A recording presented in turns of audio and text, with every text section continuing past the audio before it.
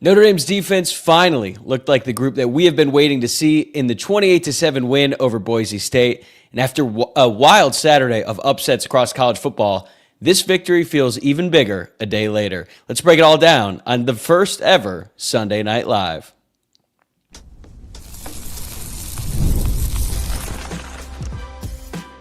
You are Locked On Irish, your daily podcast on the Notre Dame Fighting Irish. Part of the Locked On Podcast Network, your team every day. Hello and welcome in to the very first edition of Sunday Night Live on Locked On Irish. I'm Tyler Wojciak and I'm the host. I'm a Notre Dame alum, producer at Fox Sports, and I've been covering the Irish since 2020. And I am thrilled to have you here with me on Sunday night, just a little after 8 p.m. Eastern. And if you're catching this on Monday morning, thank you for making this your first watch or listen of the day. Today's episode is brought to you by FanDuel. Right now, new customers can bet just $5, and if your bet wins, you'll get $300 in bonus bets to use across the app. Download the app today. And if you have not already, make sure to hit that subscribe button so you don't miss any of our daily coverage and more live shows like this one. This is the first one we're doing here on Sunday night. We've obviously got instant reaction episodes after the game and plenty of stuff throughout the week. So I did that instant reaction right after Notre Dame's 28-7 win over Boise State, but this show is meant to be a little bit more relaxed, a chance to share my thoughts after rewatching the game and taking in a wild weekend across college football where it got ugly for big names like Penn State and Texas. We're going to talk about that. We're also going to talk about why Notre Dame's defense might have finally flipped the script on the season and why the offense still left meat on the bone despite moving the ball well pretty much throughout the entire game. And I'm also going to open up to your questions and reactions from the chat. Let's see what we got here. Silent Season says, let's go. So there we go. We've already got some people excited about Sunday Night Live. And I want to talk about the defense to open this up. And I'm going to apologize because in my instant reaction, I led with my frustrations regarding the officiating in that game. And it was egregious. I don't think there's any denying that. But I think it took away from what the Notre Dame defense did, and that should not have been the main story. So look, I made a mistake there.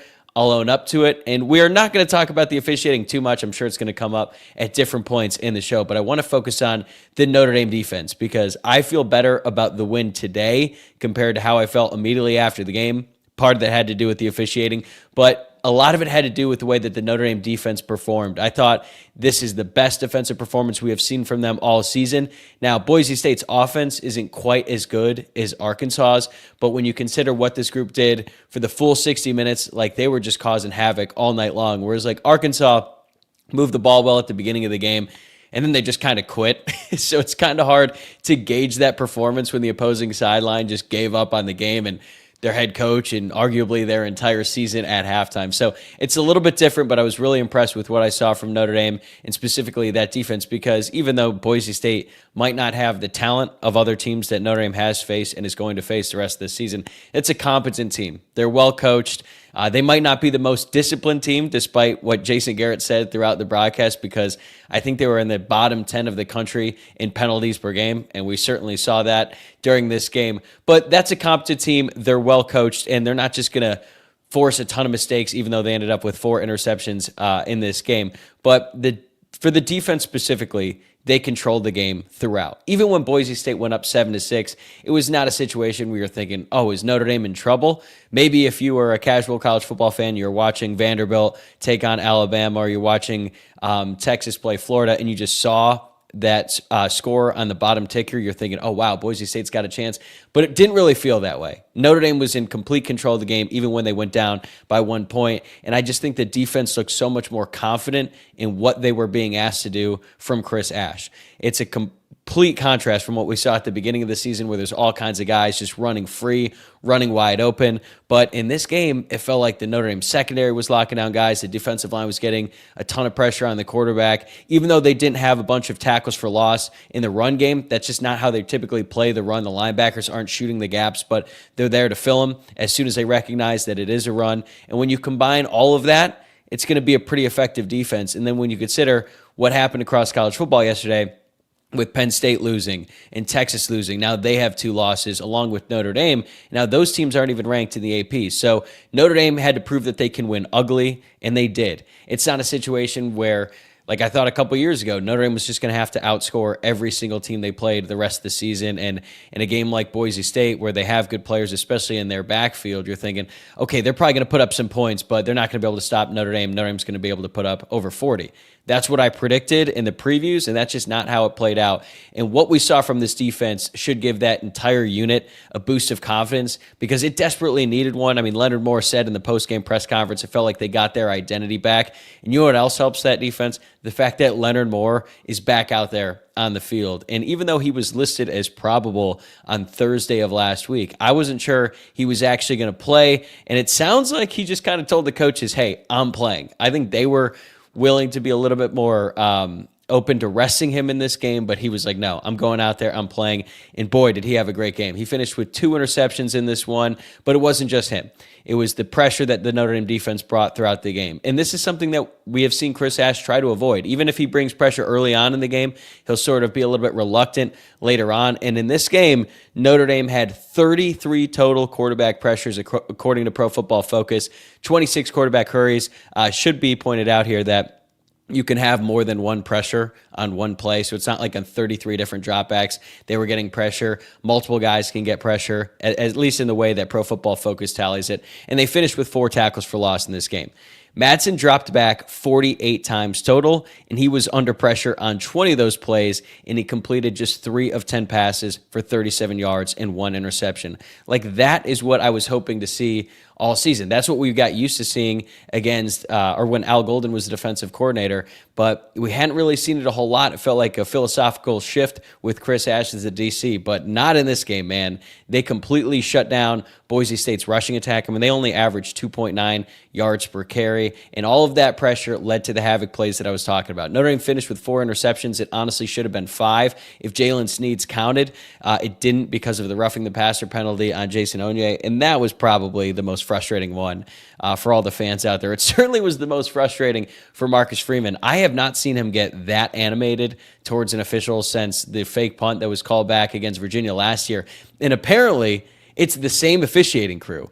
That's what Marcus Freeman said in the postgame. He actually had a little, I don't know if I could call it snide comment, because he wasn't necessarily being passive-aggressive in his tone, but I think it came across that way, because he said he has a lot of respect for that field judge, and then he mentioned that he was there for the Virginia game. So I don't think that was a coincidence. I think Marcus Freeman said that on purpose. But again, I'm starting to talk about the officials. I said I was going to do that all that much, but you have to give credit to Chris Ash, and I have been very critical of Ash and his unit all season long. I mean, you look back at that Texas A&M game, it's just hard to figure out how that happened.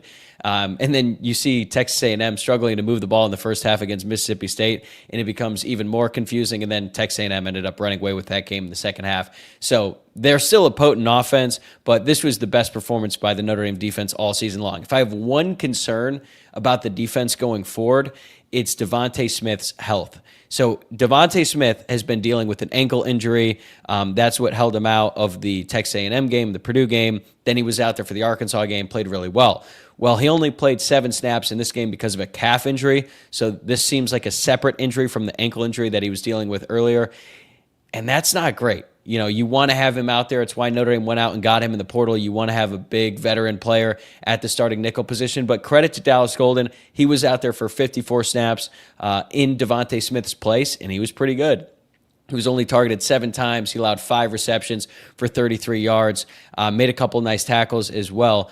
And even though he's a true freshman, it looks like he's going to be thrown into the fire, because I don't know when Devontae Smith is going to be back. You hope he's able to come back for USC, because it's going to have to be an all-hands-on-deck type of game against the Trojans, because even if they end up losing to Michigan and they have 2 losses on the year, you know that Lincoln Riley is a really good play caller, and you know that offense has a ton of weapons. So Notre Dame is going to need all their guys back for that one. But one message we have heard from Marcus Freeman all year is that they have not been able to marry the rush with the coverage. And for the first time, really the second time, because I think you could count it a little bit against Arkansas, even though they had some open plays downfield. I think we saw it where everything was in sync. The D-line, the linebackers, and the secondary, they were all in sync with one another, and that led to an awesome game. Like, the defensive line Boubacar Traore was dominant in this one yet again. He is playing like the player we all expected him to be in the preseason. And then a guy who I expected to be a superstar in the preseason, Bryce Young, has certainly not lived up to those expectations, but he was really good in this one as well. And then Donovan Heinisch actually led the team with 7 quarterback pressures. Bryce Young was right behind him with 5. And I thought guys like Cole Mullins and Elijah Hughes looked good in their limited work. And then at linebacker, the most noticeable shift there is Kingston Villiam-Lassa just never came off the field. He played 62 snaps. He had his best game, I think, in a Notre Dame uniform, led the team with tackles with 8. He was tied with Jaden Osbury, who also had 8, and he was just all over. He had that big pass breakup on 4th down, and it feels like all year long fans have been begging for KVA to see more time, and he played more snaps than any linebacker, even Drake Bowen, who has the green dot. So it looks like we're going to be seeing a whole lot of KVA going forward, and I think all the fans are going to be happy about that. Opposing offenses, probably not so much. And then there's Jalen Snead. I want to give him some love too, because he only played 24 snaps. He's starting to lose some of his playing time to Matt Framo. But when Snead is out there, he is giving it his all. He had a sack in this one. He was constantly just disrupting plays, and the whole defense just played violent. Right? Like if you watch this game and you didn't know anything about the previous 4 games leading up to it, you would say, okay, so Notre Dame just picked up right where they left off on defense. Not exactly, but in this one, they certainly looked that way. So it was just a really exciting performance from the defense. Let's hear some stuff from the chat here. Here we go. Matt Nuss, what's your thoughts on how Jalen Snead has been used this year? How do you think he's feeling about his usage? I don't think he's been thrilled with the fact that he hasn't been able to rush the passer a whole lot, but he rushed the passer a whole lot in this game, and it paid off. He got a sack, and even though he hasn't been used a ton, it doesn't seem to have affected him mentally, at least not when he comes in the game. Like when he goes out there, he is ready to make plays. It doesn't look like he's just giving up on stuff or he's just like, moping around, just feeling sorry for himself because he's losing playing time as a senior. He's going out there and he's making plays whenever he's asked to do it. So I'm really happy for Jalen Snead. I was really bummed that he didn't get credit for that interception. He absolutely should have. But he also had a touchdown last year in that Navy game. Maybe he'll find the end zone here soon. What else we got here? Joe M., I honestly believe Snead will be a better pro than a college player. It's possible, man. He's going to test really, really well. When he goes to the combine, if he gets invited to the NFL combine, he's going to just blow up the charts basically with all of his athletic ability. We know he's really fast. He looks like he's really quick. The biggest hurdle for him has always been kind of cleaning up those mental mistakes, but when he's just asked to get after the passer, there are a few guys better than him on the Notre Dame roster. So really liked what I saw from him. Here we go. We'll get one other one. Silent season. Would you consider this year to be a rebuild year and improve our defense and put money out there for some wide receiver, linebackers, D-line? Not counting us out this year, but this offense is the most loaded I've ever seen. I don't think they're going to look at this as a rebuild year. Even though they have 2 losses, they're definitely going to try to make the playoff. And as long as these other teams keep losing, then Notre Dame is going to have a good chance. But we have a lot more to get to in this show. Appreciate all the comments that are coming in. Keep them coming. We're going to continue to answer more questions. But coming up next, I want to talk about the Notre Dame offense and their performance in this game. Because even though it wasn't the best game from the quarterback, there's still plenty to be excited about the running backs and the offensive line. It's coming up next. Today's episode is brought to you by Peloton. Peloton is shaping the future of fitness with the brand new Peloton Cross-Training Tread Plus powered by Peloton IQ. It is their most advanced equipment yet, designed to give you real-time guidance and endless ways to move, whether you're running, lifting, or cross-training with your favorite instructors. This is training reimagined. Peloton is built for breakthroughs with tools that help you plan, stay motivated, and reach peak performance. I love how the Peloton IQ system offers real-time strength coaching. It actually tracks your reps, suggests the right weights, and corrects your form, making every rep safer and smarter. The swivel screen is a game changer. You can go from running on the Tread Plus to strength training without missing a beat. And the personalized class recommendations keep you engaged. You get workouts tailored to your vibe and energy level each week. So let yourself run, lift, flex, and push forward. Explore the new Peloton Cross-Training Tread Plus today at onepeloton.com.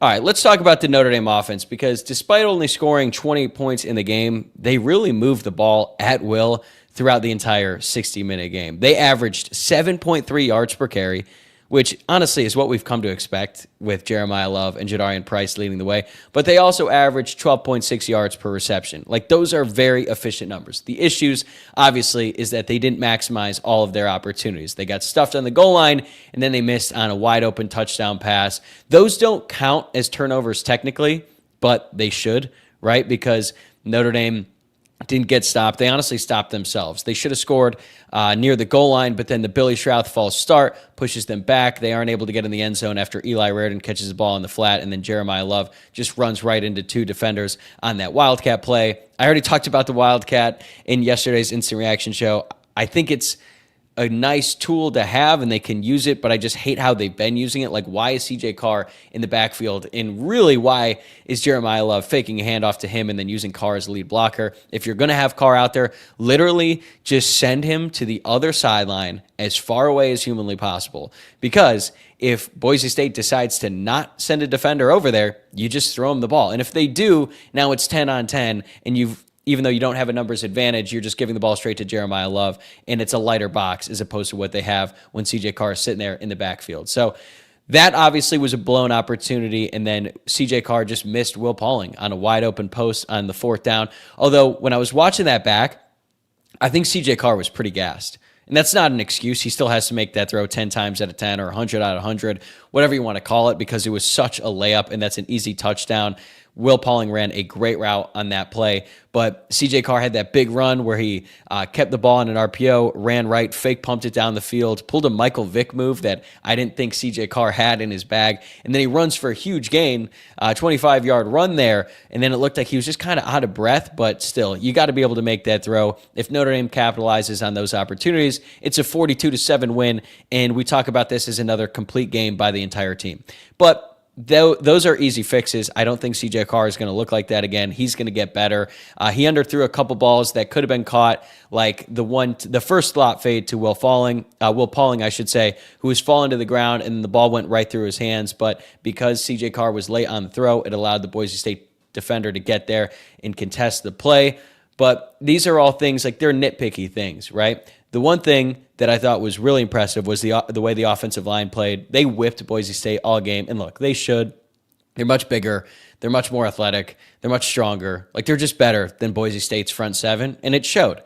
The Notre Dame offensive line was mauling them. They were pushing them back. CJ Carr had all day to throw, but that's also because of the way that the Notre Dame running backs were blocking in pass protection. Like, that is really, really impressive. We know how good Jeremiah Love and Jadarian Price are with the ball in their hands, but they have both made significant strides in pass protection. And that's maybe the most disappointing part about the way that the fourth down play went when CJ Carr missed Will Pauling in the end zone.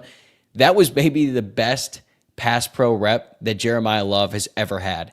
He was met by a linebacker in the A gap, just shut him down. It allowed Carr the time to make an easy throw, and he didn't convert. But that was one of those things where Jeremiah Love could always get better. He was really good as a lead blocker for Riley Leonard when they would run quarterback power last year. But now what he's doing in pass pro, just making him a complete back. And that was a weakness for Jadarian Price, and a big reason why he was left off the field a lot of times last year in place of Aeneas Williams. But those guys have been really, really good at it all year long. And the wide receivers have also been extremely impressive blocking downfield. Like, as great as Jadarian Price's long run was to seal the game, and it's probably the best run we have seen from a Notre Dame running back all season, and there have been a lot of really good ones to choose from, the wide receivers are blocking all the way down the field, and we've seen that all season long. Like, Jordan Faison is 5'10", but he blocks so hard, and he's even said that it is a thing in the Notre Dame wide receiver room. They take a lot of pride in it, and it shows. Malachi Fields is a good blocker. Greathouse is a good blocker. Like, they're all doing their thing out there, and the fact that all of the skill guys have bought into blocking is, one, really impressive, and it's a credit to them and the coaching staff and the culture and all of that stuff, but it's also extremely effective, and it sets up big plays like the Jadarian Price touchdown run and what could have been a touchdown on the play to Will Pauling. And the wide receivers continue to excel at catching the ball. I will say, though, you could tell that they missed Jane Greathouse in this game. And Greathouse had an injury. I've heard it's a right thigh. I've heard it's a right hamstring injury. Some confusion about what he's actually dealing with, but I don't expect him to miss a ton of time. But I think Jane Greathouse is so much better catching those slot fades compared to Will Pauling. And look, Pauling made an incredible catch for a touchdown, and it was a great throw by CJ Carr. He put it in a spot where only Pauling could get it. But Greathouse is much bigger, and I think he's much better at making those contested catches. So it's even more disappointing for Jaden Greathouse considering he hasn't been used a ton this year, and then he misses the game when the slot receiver is a huge part of the game plan. So I know that's frustrating for him. But once he's back out there, I think we're going to see him a lot more on slot fades. And that's not to discredit Will Pauling, the Goograt. We love Will Pauling, but he's much better in the short game, like when he's running those quick outs, quick slants. Like, he is so difficult to cover because he runs such crisp routes every single time. His great footwork and all of that. But I just think that when you're throwing it deep and you're throwing it to the slot wide receiver, that should be Jaden Greathouse instead of Will Pauling. But Notre Dame just has a bunch of really good wide receivers, and it has been a very long time since we've been able to say that. It's not just their top two. They have 4 really solid options out there. Jordan Faison is just incredible. Like, he led the team in receptions again, had 6 catches, 83 yards. He almost returned a punt for a touchdown. I was pretty disappointed that he didn't return that for a touchdown because I called that in the preview, but he just continues to get better, and he's just such a nice option for CJ Carr. And if you think back to the past few years, the field receiver has just not really been a big part of the Notre Dame offense. Sam Hartman didn't look that way a whole lot. Neither did Riley Leonard. And you need a quarterback who has a really strong arm and is really accurate to get him the ball. Notre Dame has that with CJ Carr, and all of a sudden the field wide receiver is a huge part of the offense. And the work that he put in over the offseason is clearly showing because he's breaking tackles and just taking every single opportunity he gets with the ball in his hands, and he looks like he's going to make a big play. And I think he's going to have more deep shots down the field like we saw against Purdue because teams are going to start to creep up on those outs and comebacks that he's been running that have been super effective. They're free access throws for the quarterback, and it's just been a great new wrinkle to this Notre Dame offense that we haven't seen a whole lot of. Saw the stat from Jamie Uyeyama that Jordan Faison has the 5th most missed tackles forced of any Power 4 wide receiver. And we always knew he was slippery. We always knew he was elusive. That's also very clear on the lacrosse field. But now that he's added the strength to sort of shed tacklers as well, he is just really, really talented. And then you have Malachi Fields, who is a true wide receiver 1. Even though he doesn't have the production as Jordan Faison, he is just a go-to guy. He had 4 catches for 44 yards and a touchdown. And he's such a nice safety net for a young quarterback. And I pointed this out in the reaction and on X yesterday. Like, you could see on the broadcast, after they overturned Malachi Fields' touchdown call, the offense is huddling up. Mike Denbrock is calling the play, and Fields and all the wide receivers are like, don't overthink it. Throw it right back to him. Throw the fade. And Mike Denbrock is just laughing. They run the fade, and then Malachi Fields goes up there, makes a great play, brings the ball in for a touchdown. And Notre Dame just hasn't had a wide receiver like that who could just go up, make a contested catch since Chase Claypool. And they absolutely have that with Malachi Fields, and then a bunch of really solid options around him that just complement each other really well. It was a quiet game for Eli Raridan, but he had that big catch that was negated by the offensive pass interference penalty. And then the running backs have been a big part of the passing game as well, even though that wasn't a huge part of the game plan in this one. But still, for CJ Carr to go out there and have a pretty mediocre performance, if that's the worst we see of him this year, if that's 15 of 23 for 189 yards, 2 touchdowns, and 0 interceptions, and we're criticizing him after that performance, like, that's a pretty good place to be because he still made some incredible throws, still made some that you wish and he wishes he could have back. But overall, just a really strong day for the offense, even though they didn't capitalize on all their opportunities. This wasn't like a major step back. It wasn't like Boise State was stopping them. Notre Dame just got in their own way in a couple possessions. I think they'll clean that up, and they'll have things rolling again next week because just a quick preview to NC State, their defense is really bad. Let's actually bring up the stats here. So NC State, see, this is the issue with going live when you just want to go to a stat and you don't have it right in front of you. So Boise State is 4-2 on the year. They have given up 31 points to Virginia, which now, honestly, that win over Virginia looks really good because Virginia beat Florida State, and they just knocked off Louisville yesterday. They gave up 45 points to Duke. They lost to Virginia Tech, who's been awful this season. They already fired their coach 23-21. They did get a big win over Campbell this weekend. I don't know where Campbell is. I'm not even convinced that's a real institution, but that is who NC State played this Saturday, and they won 56-10. So I don't think NC State is a really good team. I think the Notre Dame offense is going to they're going to be just fine moving the ball on them. All right, let's see here. Can we get a couple questions from the chat? There you go. Colton Fisher, who are your way too early top candidates for the Heisman this year if J. Love isn't number one? What does he realistically have to do to have a shot at taking it home, in your opinion? I don't think Jeremiah Love has any shot of winning it at this point unless he just goes berserk in the second half of the year and has like 200 yards and a couple touchdowns every single game. I think right now, John Mateer was definitely leading the Heisman race. This is probably not what Notre Dame fans want to hear, but Carson Beck is definitely up there, and Dante Moore is probably right there at the top. Yeah, I'm looking at Heisman Trophy odds and betting favorites. It's Dante Moore and Carson Beck. Jeremiah Smith is climbing up the ranks, the wide receiver for Ohio State. He's plus 700. Ty Simpson is plus 800. And then Fernando Mendoza, the quarterback of Indiana.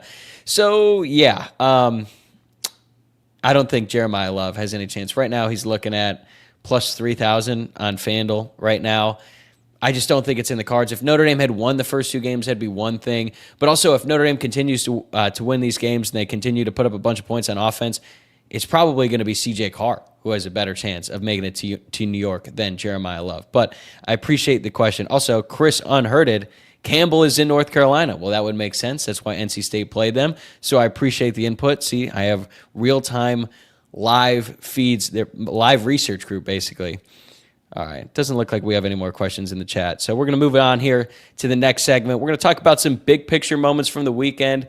And we've talked about the offense and defense already. But I want to talk about a chaotic weekend in college football. And then I want to hear from you, your questions, your takes, and anything else that you want to hit on after Notre Dame's 28-7 win over Boise State.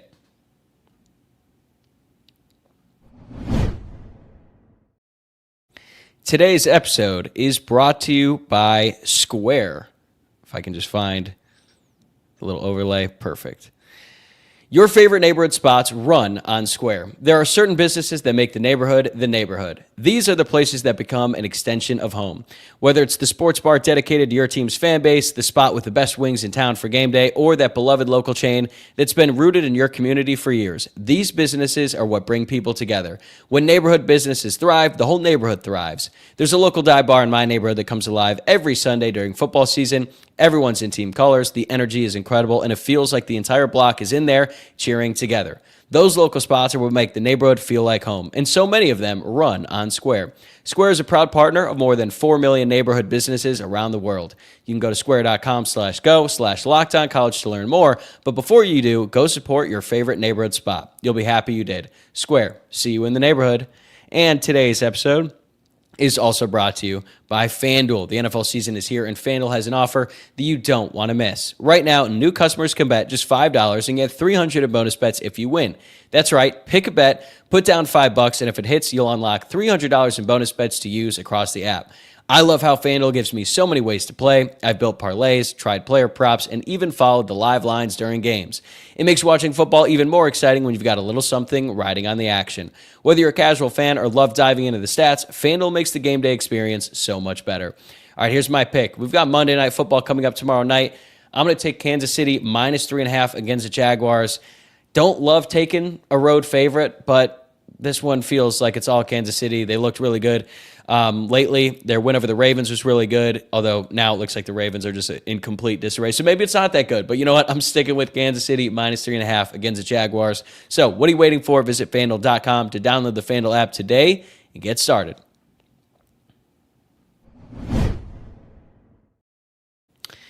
All right, so after a win like that, when Notre Dame wins 28-7, the officials ruin all the game flow, and it's just not the most fun watch in the world.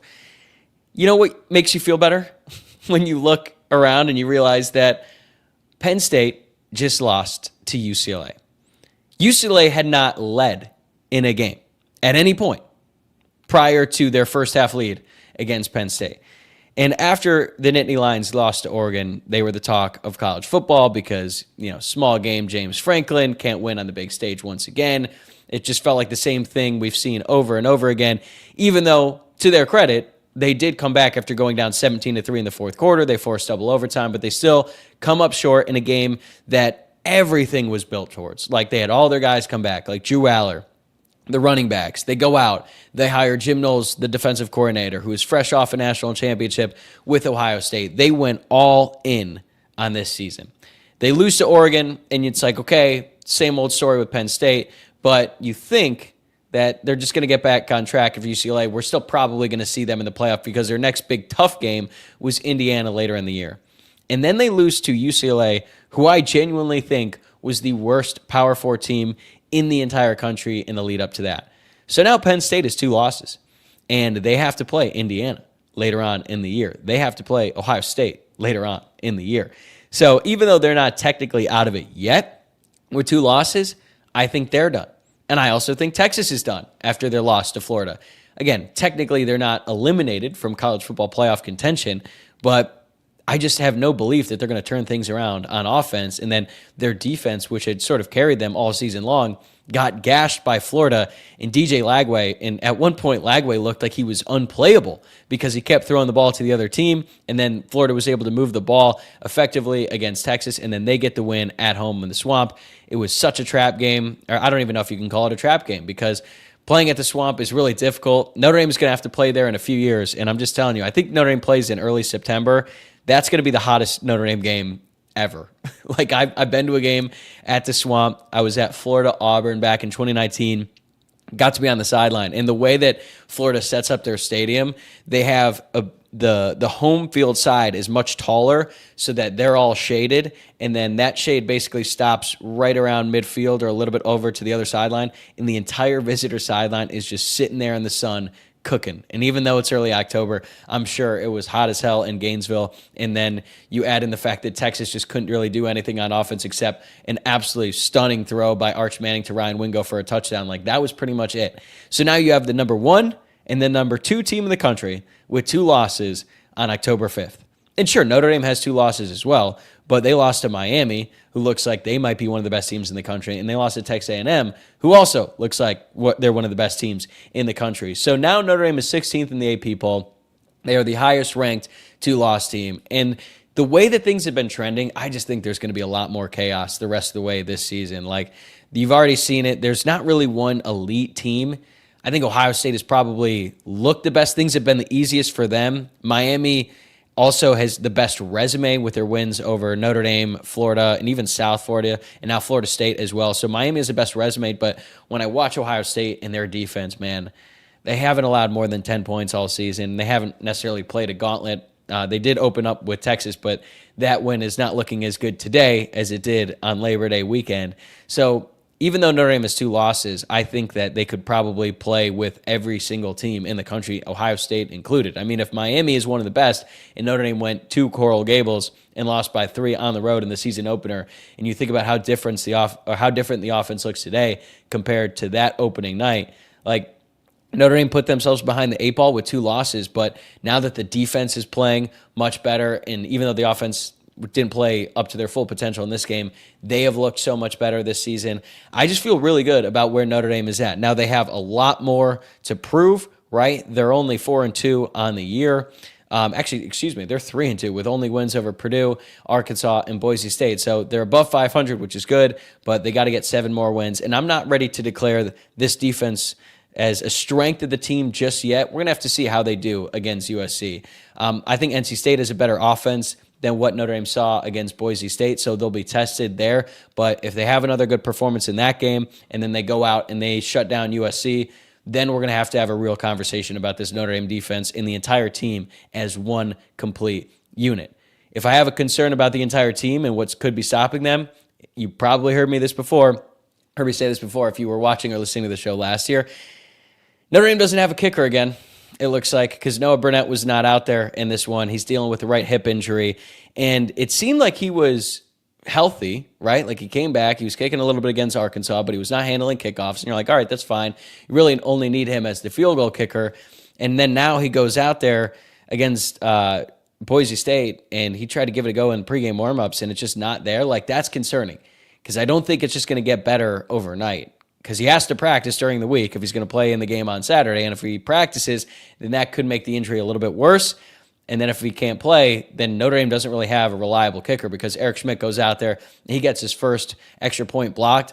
I don't know if he was just delayed or what was slowing him down, but it's not like Boise State got a bunch of penetration on that play. He just was slow to getting to the ball. And then Boise State, their D lineman just put their hand up, blocked it. and then Notre Dame goes down 6-7 early on in the game because they miss that extra point. And it's just really frustrating because Notre Dame is going to need a kicker. They needed one in that Texas A&M game. Noah Burnett came through. And last year they were fortunate to play a pretty weak schedule during that middle portion of the year. And then later on, they needed their kicker in the college football playoff, and then Money Mitch came through. So I am concerned about that. It really wasn't a factor in this game, obviously, despite the missed extra point, but I think it's going to be a factor against USC, so hopefully they can get that cleaned up. But this offense and their firepower with Love and Price and the offensive line really coming into form. There was a little bit of a scare with Emil Wagner in this game. He went out with an injury, but he was limping pretty aggressively in the second half. I hope he's able to heal up. I'm interested to see what his status will be on the injury report that comes out on Monday, because he played through the rest of the game. He was a Warrior, but man, he was limping quite a bit. And then you have like the Leonard Moore injury where he also finished the game against Texas A&M when he got hurt pretty bad in that one, but then he missed a couple weeks. So we'll see what happens with Emil Wagner. But I think when you look at this team overall, like they have a really talented team, and they've been able to stay relatively healthy despite the injury to Leonard Moore, now the kicker, and then maybe even Emil Wagner. All right, let's open up to questions here before we wrap things up. Yellow Snowman, do you think Indy really has what it takes to run the table? I think they certainly have what it takes. Will they do it? We'll see. The defense is going to have to continue to play like that week after week, but they definitely have the talent. They have the coaches, and Marcus Freeman's team continue to get better as the season goes on every single year. We saw that last year. We're starting to see it this year, especially on defense. All right, let's see here. Brendan Boggs, I can't help but get more frustrated every week following both of those losses. You don't seem to have the same reaction. Am I correct in that assumption? No, you are not correct, Brendan.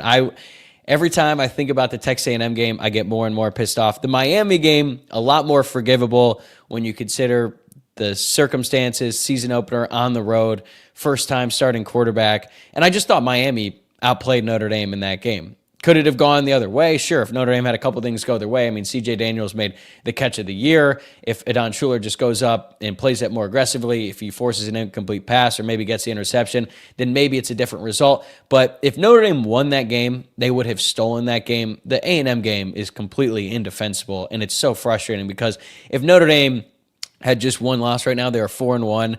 Going into that game, or I guess 5-1 if they're able to beat NC State this weekend. They're going into that game against USC. Like, they're in great shape. Hell, they're probably even a top 10 team in the country or right on the fringe.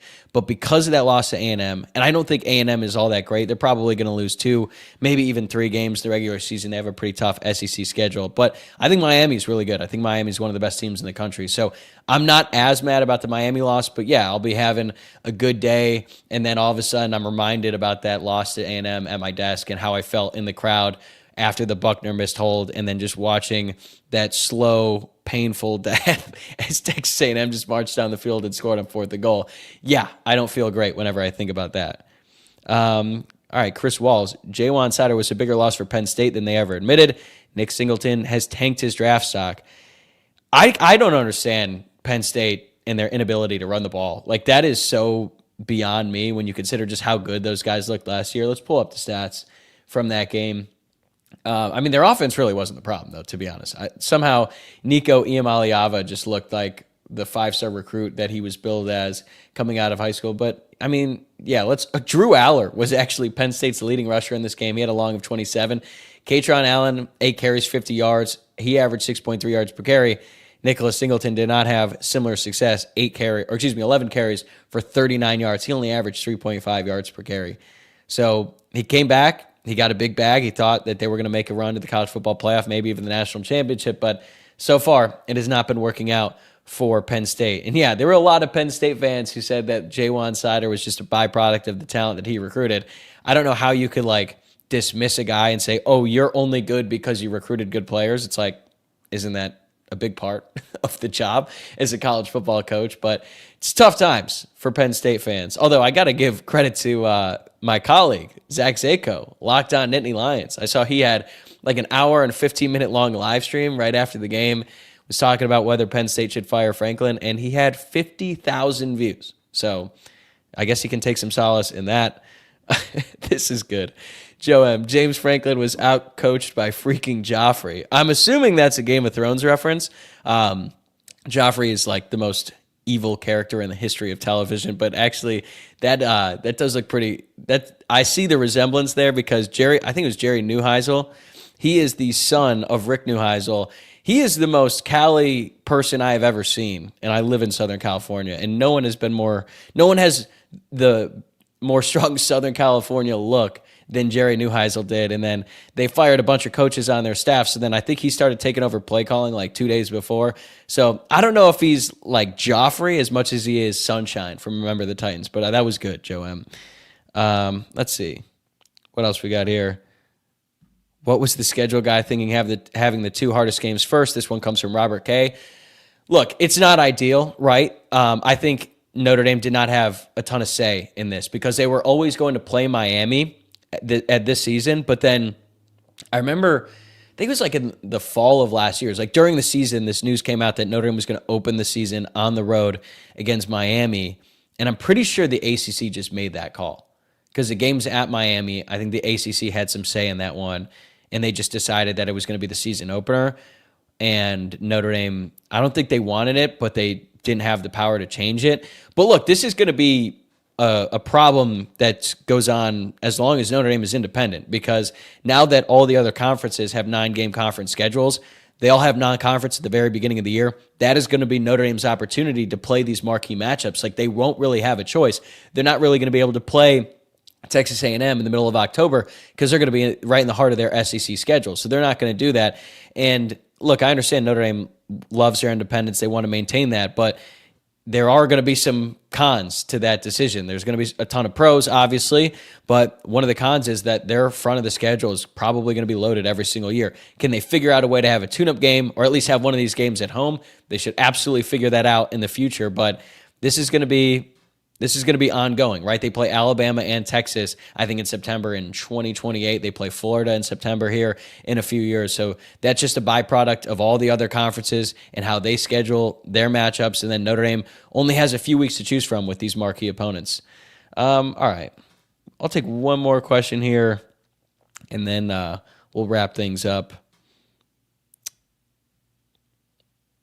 Actually, doesn't look like we have any more questions. There's a bunch of different comments. So you know what? We're going to call it there. Thank you guys for joining the very first edition of Sunday Night Live. Again, pretty informal, pretty laid back, definitely different than every other show that we do here. But thank you so much for spending some of your Sunday night with me. Or if you're catching this on Monday morning, thanks for making this show your first watch or listen of the day. If you enjoyed tonight's show, make sure that you are subscribed on YouTube and wherever you get your podcasts. And don't forget to like, rate, and review. I also want to hear from you. Send me your feedback on how we can make these Sunday Night Live shows even more fun and interactive going forward. I'm going to be back on Tuesday morning with Luke Smith, as we do every single week. We're going to get his report from South Bend. Looked like a hot one inside the stadium, so I'm sure he's going to have some thoughts on that, plus our 3 things that we liked and didn't like from the win over Boise State. And then we will turn the page to NC State. Have a great rest of your day, everybody. I will see you on Tuesday.